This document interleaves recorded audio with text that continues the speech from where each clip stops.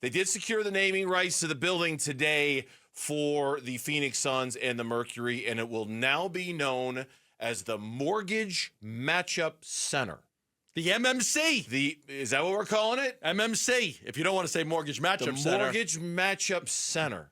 MMC. Okay, that's okay. We need to creatively think tank some creative ways of saying Suns this. taking on the Rockets at the MMC. Kevin Durant's return. Get Vince Marotta. He'll do a better job than me on that. What do we like? What do we do? We just want to Mortgage Matchup Center. It's a mouthful. It is. It's a mouthful. It's a bit of a mouth. And what's here at the Mortgage Matchup Center. The Mortgage Matchup Center. It's going to take some work, right? Yeah, and that's why you need. How about the loan office? Maybe that. the loan office. Okay. There's really no shorter way to say mortgage. I got to work on this. We got to workshop this a little bit. Either way. Well, we're dismissing my MMC? Oh no, we're not. I'm just looking to see if we can do better. That's all. Okay. Is that the best we can do? That sounds I don't know very where else dismissive, Bernsey. Mortgage Matchup Center. I mean, what else could you do with it? We used to call Bank One Ballpark the Bob. The Bob. Chase Right. Field was the Chase. It was just something like that. Sun Devil Stadium was Sun Devil Stadium. Yeah. Mountain America Stadium is Mountain America Stadium. Maybe there is no catchy name for it. What's interesting about it is he basically sold it to himself.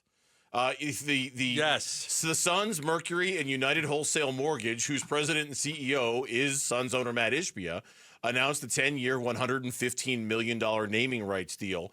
Mortgage Matchup is the consumer-facing brand of United Wholesale Mortgage. He kind of sold it to himself, There basically. were 4 bidders, including himself. But in the end, he wanted to sell it to himself. But there were 4 bidders. There were 3 other bidders besides Matt on this. It is a $115 million deal over 10 years for the naming rights. They wanted to get it done before the season started. They did before the preseason games even started. So they made the announcement today. I caught wind of it a little bit before they released it to the public. So I went with it just a few minutes before they did, just to put it out there. And again, there were 4, I don't have a lot of information. We'll get it from Matt when he comes on. 4 separate bidders, but in the end, they chose his company to do it. And he made the decision, obviously.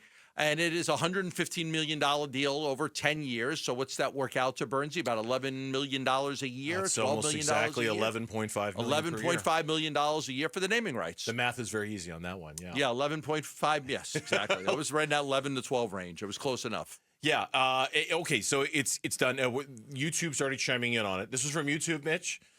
People are saying the matchup. Just call it the matchup. The building is just the matchup. One guy said, when I hear MMC, I think Mickey Mouse Club. So that's your problem, not mine. One other guy said showdown at the morgue. Let's not call it the morgue. Oh, Let's not do that. Matchup arena, just I don't know. We'll work on it. We'll see. I'm sure Matt, when he comes on, is going to want you to call it the Mortgage Matchup Center. I'm sure he is, because they're paying a pretty penny for it. They all want us to call it what it's named. And why don't we just call it the Mat? The Mat? Short for matchup and for Matt Ishbia. Now, you know what? We'll just call it what it's called because that's what we're supposed to do. Exactly. It's going to host the All-Star Game in 2027. It's going to host the 2026 NCAA Women's Final Four the year before that. So the it's big Bryan Adams concert next month. It'll be hosted that I'll be at. Back in the summer of '69. And Game 3 of the WNBA Finals. And 4 that it'll be hosting as well. The news around the Phoenix Suns today, and this was from Jordan Ott at practice today, an update on Jalen Green. I think just a little update on Jalen. Jalen does have a low-grade hamstring strain that he won't play, obviously, tomorrow. He'll be with us in China. He'll do what he can to see where we're at the end of the preseason, but we know the goal is that 22nd. So he does have that diagnosed yesterday. And you guys are confident that he'll be ready for the season? Yeah, I mean, I think those are always a little tricky, so seems to have good strength, and the strength is improving already. So in a good place, and we'll just continue to monitor. As far as when it happened? This week. Yeah, it was this week, and then, we just continued to try to test it, and then got the diagnosis yesterday. Terrible. I mean, just your hamstring injuries are tough. He's not playing in China. with a hamstring injury. They will nurse that thing and make sure he gets ready for the start of the regular season. What do we got? 3 weeks until the start Less of the than 3 weeks. Starts 3 weeks. October 22nd against Sacramento. Yeah. So I would think that and what's tough about this is you want him to play in the preseason. You want to develop that continuity and chemistry with Book in the backcourt. And now you're not going to have that. You can only do so much in practices, but you got a game coming up against the Lakers tomorrow. You got the preseason games in China. It would have been nice to see Book and Jalen Green. They're going to share a backcourt together. They're going to be out there the majority of the time throughout the game. You want to see them kind of work together. You want to see Book's going to be the point guard. You want to see Book kind of get a feel for where to deliver the ball to him. So that is, that's the negative to it.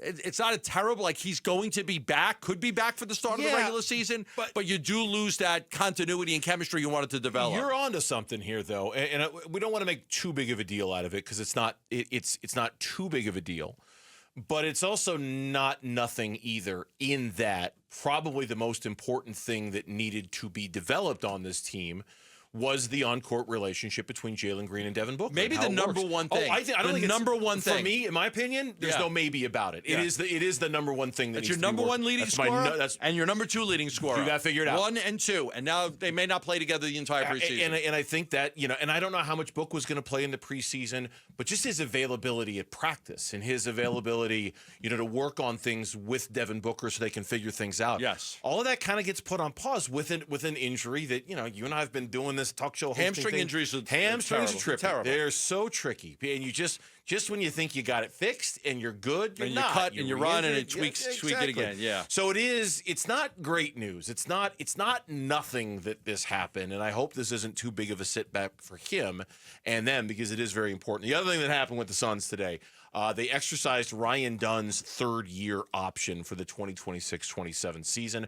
I'll be really curious to see the role that Ryan Dunn plays on this team this year under a new head coach, because last year we were very frustrated. One of the many, many things we were frustrated about when it came to Mike Budenholzer was his usage of Ryan Dunn and how inconsistent it was. You're laughing. I'm laughing because there's 15 things that you were frustrated with Mike Budenholzer. And I don't know where this is on the list, but it was on the list.